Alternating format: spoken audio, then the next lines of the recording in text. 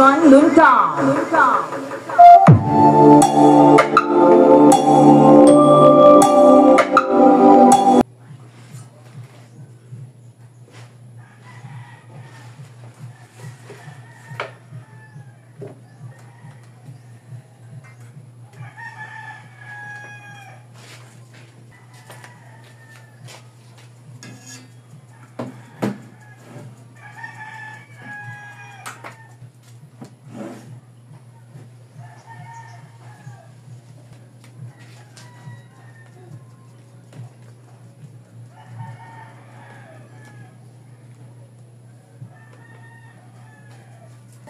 So what's up guys, and welcome back sa ating panibagong video.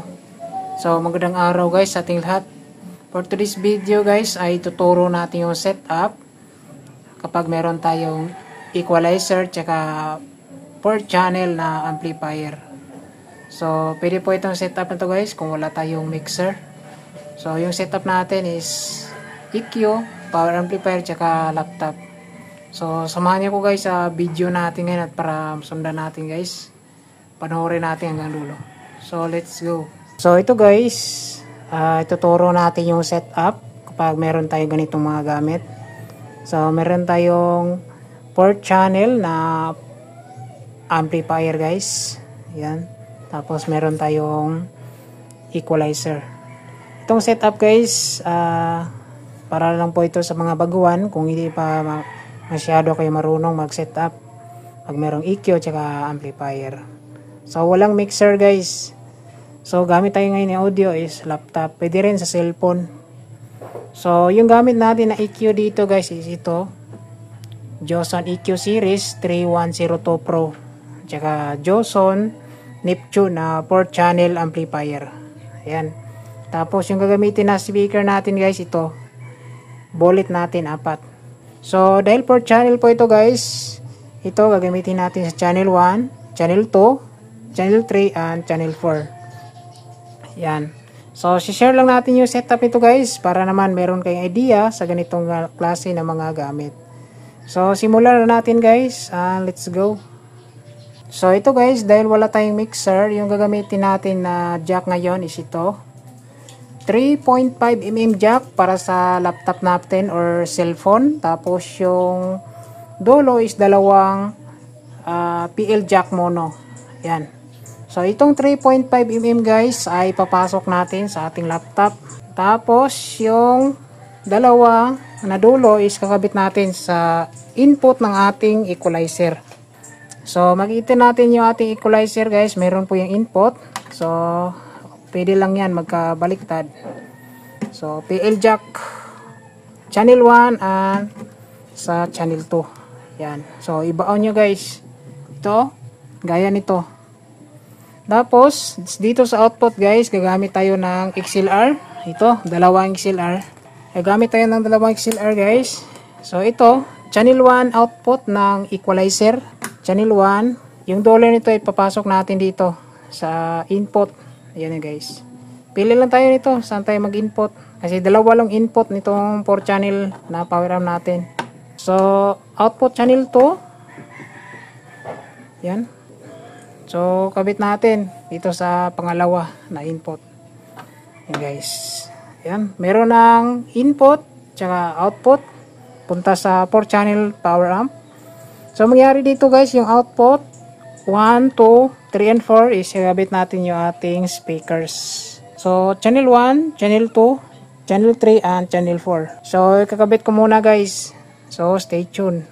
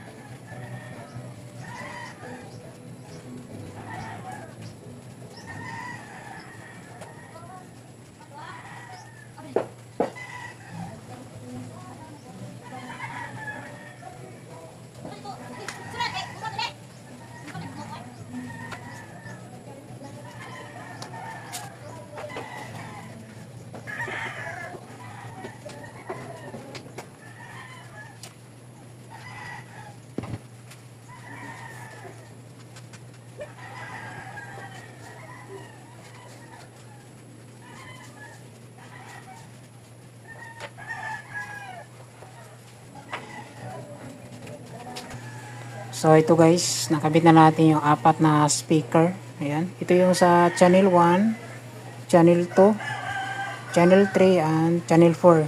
So papakita natin guys. Ito.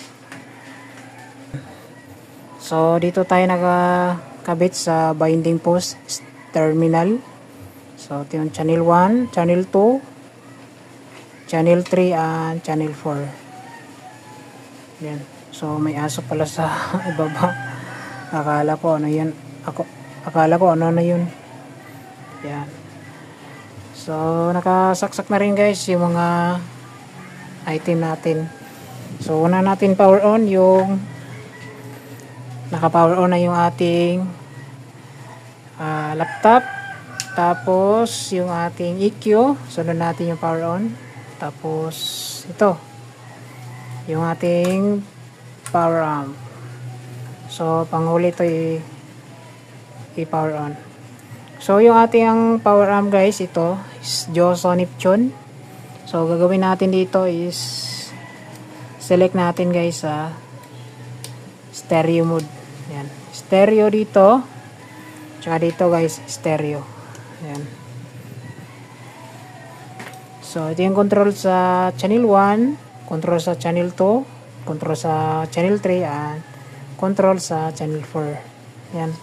So yung tone control natin dito guys, naka half lang. So pwede pa natin yan i-set mamaya. Tapos yung dito guys, i-set na lang natin. Depende na sa gusto natin. Yan. So naka plain lang po guys yung settings natin dito.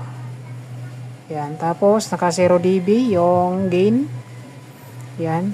So depende na sa atin guys yung adjustment dito. Depende kasi tayo ng pandinig. So, siset na lang natin mamaya guys kapag nag-soundcheck na tayo. So, ito guys, ready na to. Sa-soundcheck na natin. So, let's go. So, ito guys, naka-play tayo ng music.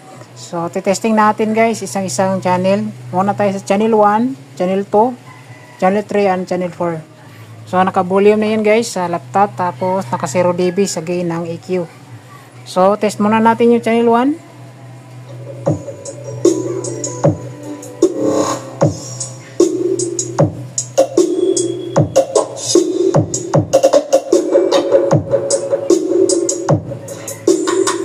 So, meron na tulo. Ito isa. Dear John Lunta. So, sunod natin channel 2.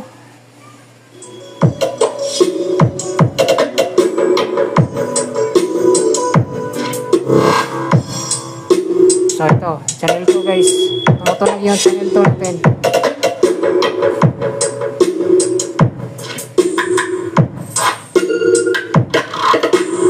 Dear John Lunta.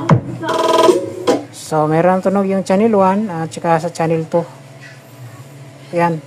So, sunod natin guys, channel 3.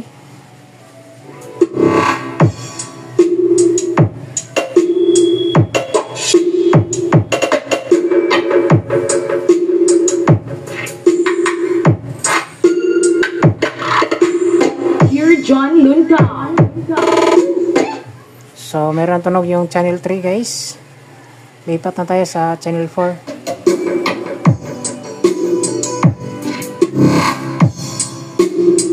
Ito guys. Channel 4. So, hindi pa yan kasi guys. Meron po yung halong bass. Dear John Lunta. So, all goods. Meron tunog yung channel 1, channel 2, channel 3, and 4. So, ngayon, pagsabayan natin yung tunog, yung speaker, tapos isi-set natin guys yung EQ. So, yung technique dito guys, kung ano yung settings natin sa channel 1 ng EQ, ay susundin din natin guys. I-parehas natin. Kung ano yung settings sa channel 1, ay same din dito sa channel 2. Yan. So, stay tuned guys.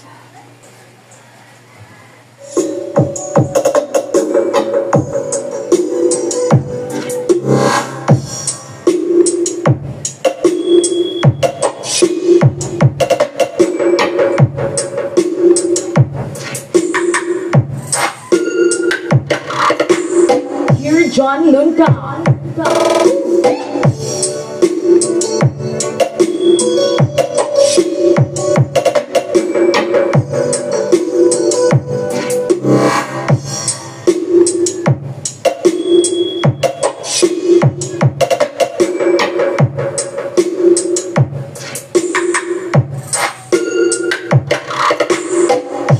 John Lunta.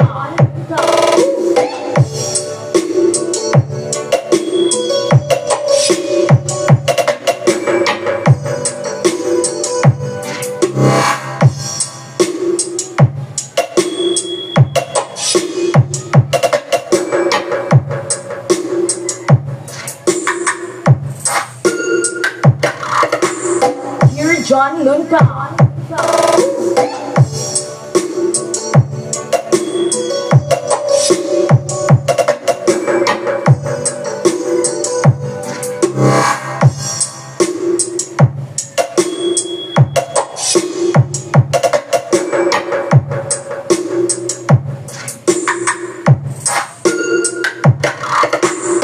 Here John Lunta.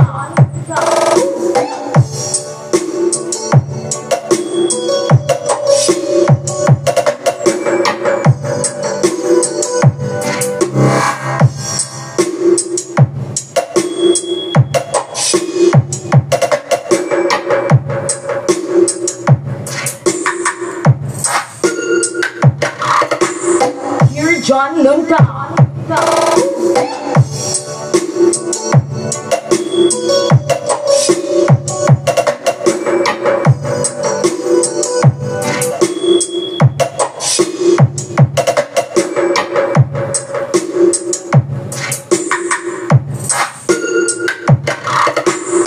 Here John Lunta.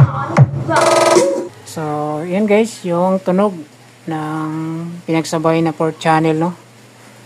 Ayan. So, yung settings natin guys sa EQ, oh. Ayan. So, depende na sa atin guys kung ano yung settings natin. Ayan. Kasi ito, bullet kasi ito yung settings natin. Depende yan kasi guys sa gusto natin. Pwede pa yun ma-adjust guys kung gusto natin. So, final test tayo guys. Hanap lang tayo ng music na hindi tayo makapiright. So, let's go.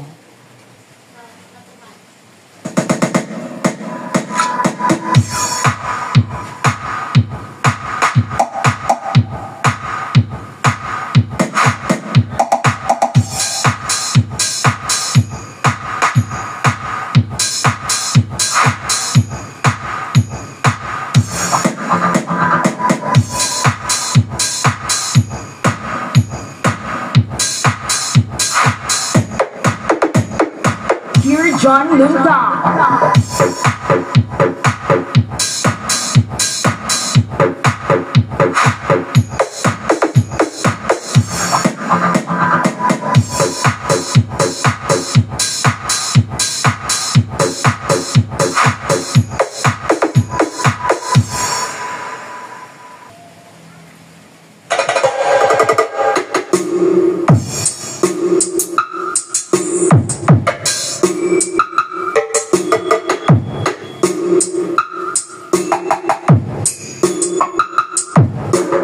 Here John Lunta.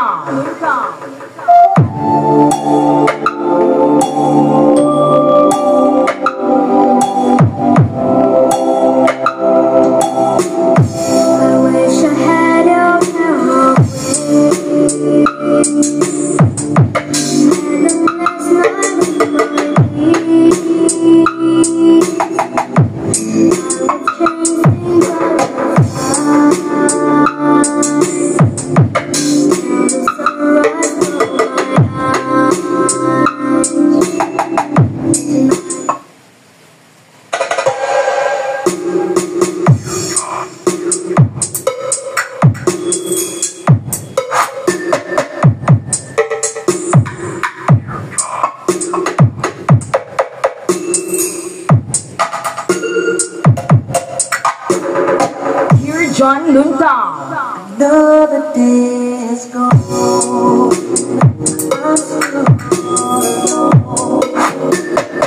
How could it be?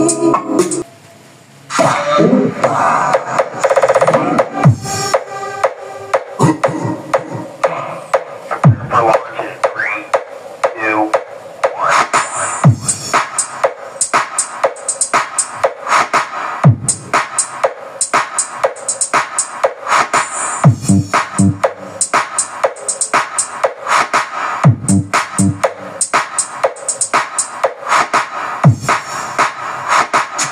John Luntao.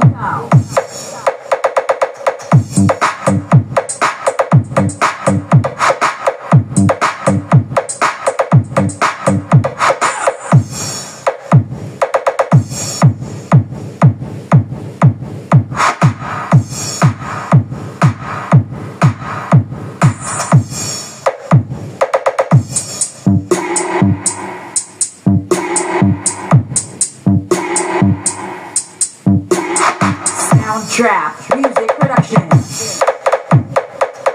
Upa.